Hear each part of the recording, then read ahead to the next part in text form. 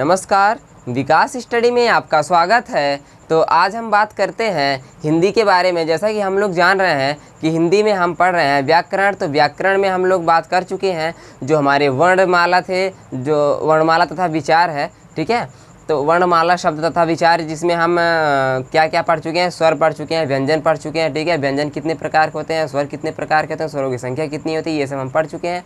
और हम अयोगवाह की बात भी कर चुके हैं अब, और महाप्राण अल्प प्राण की बात कर चुके हैं। अब उसके बाद आता है टॉपिक हमारा हिंदी का, जो टॉपिक आता है हमारा घोष। घोष जो होते हैं ना, ये घोष जो हमारे दो होते हैं, सघोष और अघोष। ये जो हमारे घोष होते हैं ये हमारे दो होते हैं, सघोष और अघोष, ठीक है। ये हमारा पहला होता है और ये हमारा दूसरा होता है, ठीक है। हम तब पहले ये जानना चाहेंगे कि जो घोष होते हैं ना हमारे, वो घोष क्या होते हैं, घोष हम किसे कहते हैं, ठीक है।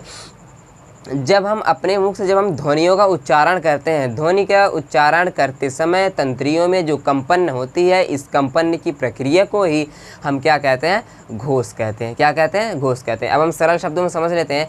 कहने का मतलब ये है, जब हम अपने मुख द्वारा जब हम ध्वनि को या किसी वर्ण का जब हम उच्चारण करते हैं तो कैसे उच्चारण करेंगे, ध्वनि के साथ उच्चारण करेंगे। जब हम ध्वनि को बोलते हैं ना, जब हम ध्वनि निकालते हैं तो जो हमारी तंत्रियाँ होती हैं उसमें जो कंपन होता है, इस कंपन करने की जो प्रक्रिया होती है, इस प्रक्रिया को ही हम घोष कहते हैं।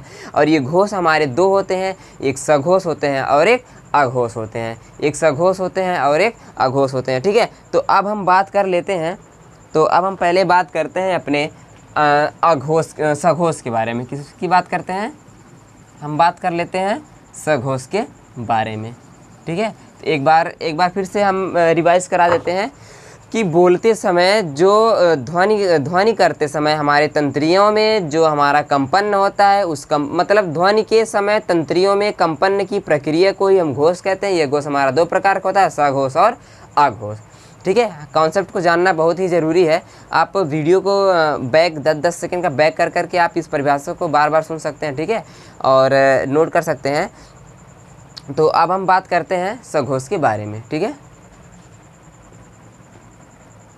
अब देखिए सघोष हमारे क्या कहलाते हैं, क्या कहलाते हैं हमारे सघोष कैसे होते हैं। जब हम अपने मुख से जब हम ध्वनि का उच्चारण करते हैं, तंत्रियों के संपन्न में तंत्रियों को जब हमारी तंत्रियां कंपन करती हैं, मतलब स्वर के उच्चारण में जब हमारी तंत्रियां कंपन करती हैं, कंपन करने के साथ साथ जब मुख से वायु बाहर आता है तो वो हमारा सघोष होता है। जब मुख से वायु बाहर नहीं आता है तो हमारा अघोष होता है, ठीक है। तो कहने का मतलब जब हम ध्वनि का उच्चारण करते हैं और तंत्रियों के कंपन के समय में हमारे मुख से वायु जब बाहर आता है तो हमारा सघोष होता है। क्या होता है, सघोष होता है, ठीक है। अब हम बात कर लेते हैं। अब ज़्यादा मैटर नहीं करता है, सबसे मैटर ये करता है कि ये हमारे जो क्वेश्चन आते हैं ना, वो सघोष, अघोष और घोष की परिभाषा नहीं पूछता।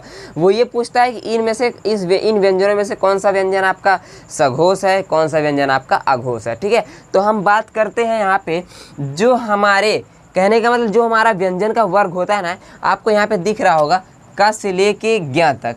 ये जो हमारे व्यंजन के वर्ग है ना, ये जो हमारे व्यंजन वर्ग हैं, इसमें से ये जो हमारा दूसरा, तीसरा, चौथा कौन सा है, दूसरा, तीसरा, चौथा, ठीक है। ये हमारा क्या कहलाएगा, ये हमारे सघोष कहलाएंगे। तो माफ़ कीजिएगा, तो जो हमारा सघोष होता है ना, ये जो हमारा पूरा व्यंजन वर्ग है, कहाँ से, क से लेकर ज्ञ तक, इस क से लेकर ज्ञ तक ये जो हमारा व्यंजन वर्ग है, इस व्यंजन वर्ग का जो हमारा तीसरा, चौथा और ये जो पांचवा वर्ण है, कहने का मतलब यहाँ तक, देखिएगा कहाँ तक, यहाँ तक, ठीक है। ये हम यहाँ पे आसानी से डिफाइन कर दे रहे हैं, ठीक है, समझने में आसानी होगा, ठीक है।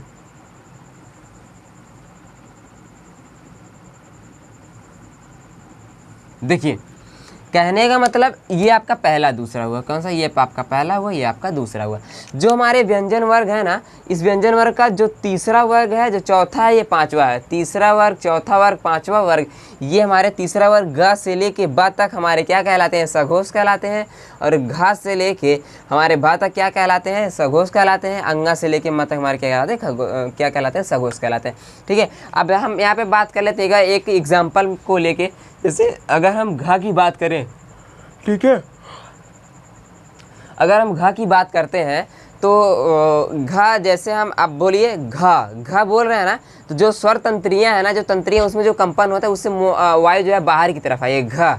घ बोलने में जो हमारे स्वर तंत्रिया के पास से वायु क्या है अधिक मात्रा में बाहर आ रही है, इसलिए इसे हम क्या कहते हैं, सघोष कहते हैं। इनकी संख्या कौन सी है, तीसरा, चौथा, पांचवा।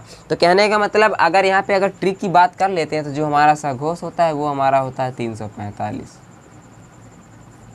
जैसे वहाँ पे पिछले वीडियो में हम बात किए थे ना अल्प प्राण महाप्राण की 135 और 24 के बारे में, सेम ऐसे ही ट्रिक है। 345 हमारा सघोष कहलाता है। क्या कहलाता है, 335 हमारा सघोष कहलाता है। कहने का मतलब ये आपका घ अंगा, ये जो इतने इतने वर्ण आपको दिख रहे हैं ना, ये अपने सघोष कहलाते हैं। कितने हुए, 1 2 3 4 5 6 7 8 9 10 11 12 13 14 15। इस 15 के प्लस भी जो हमारे अंतस्थ व्यंजन है, अंतस्थ व्यंजन भी हमारे सघोष के अंतर्गत आते हैं। और ह, ठीक है। अब हम यहाँ पे डिफाइन कर लेते हैं अच्छी तरह से, ठीक है। हम इनको तो मिटा ही देते हैं। जो हमारे ये सघोष होते हैं ना, ये सघोष आप जान ही गए हैं, ठीक है। ये सघोष आप जान गए हैं कि ये आप इतना स्क्रीनशॉट ले लीजिए कि हमारे जो सघोष है वो तीसरा, चौथा, पांचवा वर्ण है, ठीक है। ये हमारे क्या है, सघोष है, ठीक है। अब हम बात कर लेते हैं जो हमारे अंतस्थ व्यंजन होते हैं, इसको लेके प्लस अंतस्थ व्यंजन, अंतस्थ व्यंजन। देखिए ये जो अंतस्थ व्यंजन है ना, अंतस्थ व्यंजनों की संख्या कितनी है, 4 है। हमने आपको पिछले वीडियो में बताया था अंतस्थ व्यंजनों की संख्या कितनी है, 4 है। वो है या, रा, ला, वा।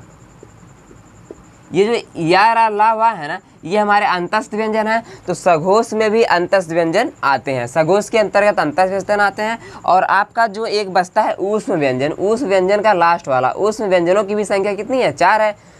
कौन कौन सी है, शा, खा, सा, हा। लेकिन जो लास्ट वाला है ना, ये जो हा बच रहा है आपका, ये जो हा होता है, ये जो है हा, ये भी आपका क्या है, ये भी आपका सघोष है। क्या है, सघोष है। तो अब हम यहाँ पे अच्छे से रिवाइज करते हैं। देखिए सघोष कौन सा है, अगर ट्रिक की बात करें तो 345 आप याद कर लीजिए। ये 345 क्या है, हमारा सघोष है। आप माइंड में तुरंत सेट करेंगे ना कि जो हमारा व्यंजन होता है क से ज्ञ तक, उसमें जो तीसरा, चौथा, पांचवा वर्ड होता है, तीसरा, चौथा, पांचवा वर्ड, ये हमारा सघोष कहलाता है। प्लस क्या, प्लस इसके बाद ही हमारा जो अंतस्थ व्यंजन आते हैं, या, रा, ला, वा, ये भी हमारे क्या कहलाते हैं, ये भी हमारे सघोष कहलाते हैं। और जो हा होता है, हा, ये भी हा हमारा सघोष कहलाता है। कहने का मतलब 15 16 17 18 19 20 सघोष की संख्या कितनी है, सघोष हमारे कितने हो जा रहे हैं, 20 हो जा रहे हैं। सघोष की संख्या कितनी हो जा रही है, 20 हो जा रही है, ठीक है। तीसरा, चौथा, पांचवा वर्ड प्लस या, रा, ला, वा और हा, ये हमारे क्या है, सघोष है। अब हम बात करते हैं अघोष के बारे में। किसकी बात करते हैं, अघोष की, ठीक है। हम अघोष लिख देते हैं।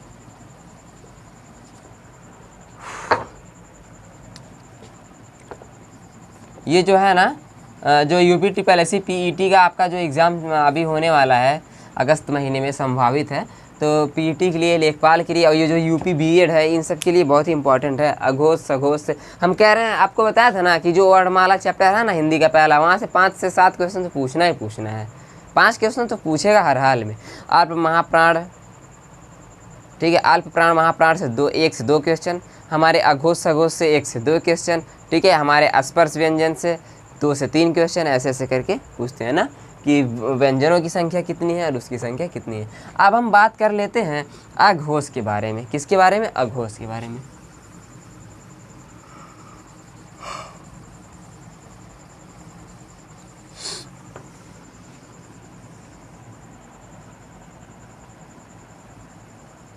ये तो आपका, ये हम यार अलावा मिटा रहे हैं ना, ये आपका हो गया है, किसमें हो गया है, सघोष में, सघोष के अंतर्गत आ गया, ठीक है।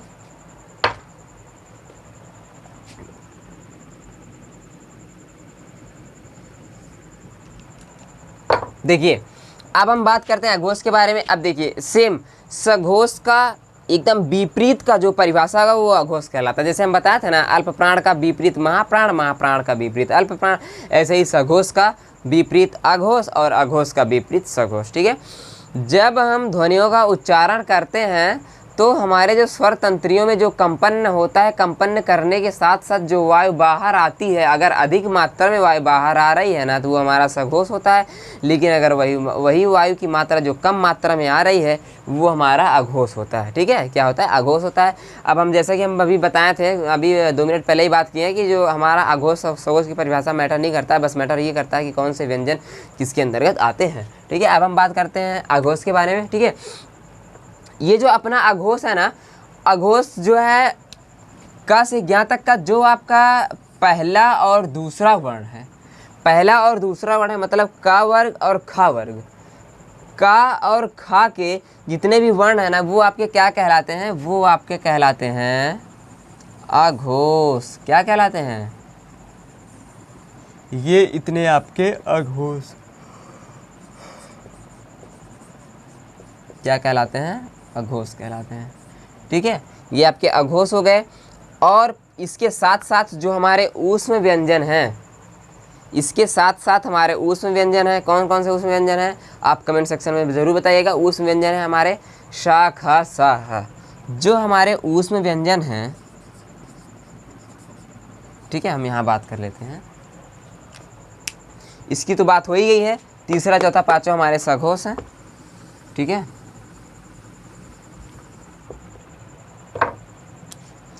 ये हमारे क्या कहलाते हैं? ये हमारे हो गए अघोष। कौन कौन से? का की लाइन और खा की लाइन, मतलब ये पहला वर्ण और दूसरा वर्ण क्या हो गया? अघोष हो गया। इसके ट्रिक की बात करें तो ये 12 हो गया। ठीक है, इसके अघोष, इसके प्लस क्या है हमारे जो ऊष्म व्यंजन है ना, जो हमारे ऊष्म व्यंजन है कौन कौन से? 4 हैं। सा, खा, सा, हा।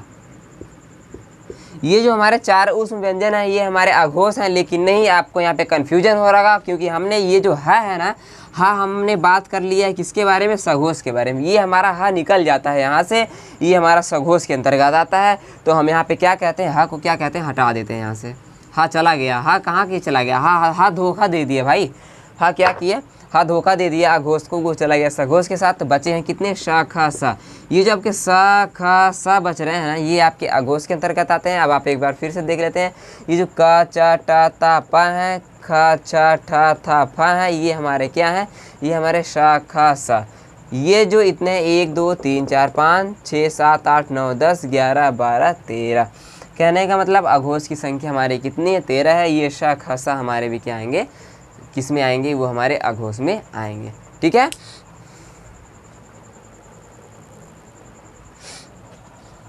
तो आपको ये अच्छे से समझ में आ गया होगा। अब हम यहाँ पे एक बार फिर से बात कर लेते हैं मौखिक रूप से।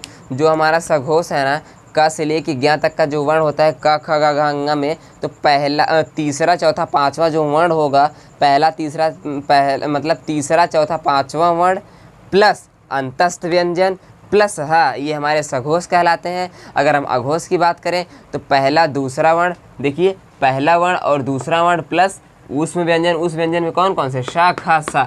केवल श, ख, स ही हमारे क्या होंगे? अघोष कहलाते हैं। ठीक है, तब यहाँ पे हम आपके एक क्वेश्चन पूछते हैं, आप इस क्वेश्चन का आप जवाब दीजिएगा।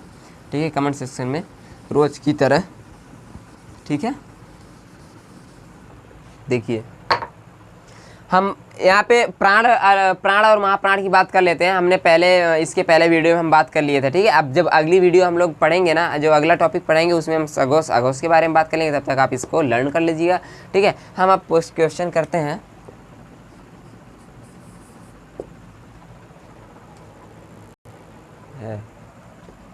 निम्न में से कौन सा महाप्राण नहीं है? देखिए ये हमारा ऑप्शन ए होता है, ऐसे सीक्वेंस से करते हैं, option A, option B, option C, option D. ठीक है, अब देखिए ये होता है आपका स, ये होता है आपका का, ये होता है आपका कौन सा? ख, खा और ये होता है आपका पा। ठीक है, अब आपको यहाँ पे बताने हैं कि इन चारों ऑप्शनों में से कि निम्न में से कौन सा महाप्राण नहीं है। कहने का मतलब जो सा है क्या ये महाप्राण है, या का है ये महाप्राण है, कि खा हमारा महाप्राण है। ठीक है, कौन कौन से हमारे महाप्राण हैं। ठीक है, मतलब इनमें से कौन से महाप्राण नहीं है ये बताने हैं ना। हाँ, ये आपको ध्यान कर लीजिएगा कि महाप्राण नहीं है, निम्नलिखित में से कौन से महाप्राण नहीं है। इसका आंसर आप कमेंट सेक्शन में ज़रूर दीजिएगा। ठीक है, आज के लिए बस इतना ही। और हाँ, जाने से पहले हम ये एक बार फिर से बात करते हैं, अगर आप इस यूट्यूब चैनल पे अगर नए हैं तो इस हमारे चैनल को सब्सक्राइब करके बेल आइकन को ज़रूर प्रेस कर दीजिएगा। धन्यवाद।